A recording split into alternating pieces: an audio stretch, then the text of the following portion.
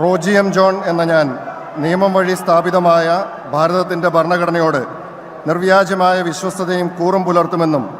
ഞാൻ ഭാരതത്തിൻ്റെ പരമാധികാരവും അഖണ്ഡതയും നിലനിർത്തുമെന്നും ഞാൻ കേരള സംസ്ഥാനത്തെ ഒരു മന്ത്രി എന്ന നിലയിലുള്ള എൻ്റെ കർത്തവ്യങ്ങൾ വിശ്വസ്തയോടും മനസാക്ഷിയെ മുൻനിർത്തിയും നിർവഹിക്കുമെന്നും ഭരണഘടനയും നിയമവും അനുസരിച്ച് ഭീതിയോ പക്ഷപാതമോ പ്രീതിയോ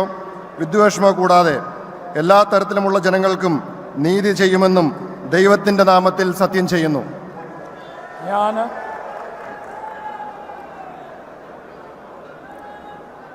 റോജി എം ജോൺ എന്ന ഞാൻ കേരള സംസ്ഥാനത്തെ ഒരു മന്ത്രി എന്ന നിലയിൽ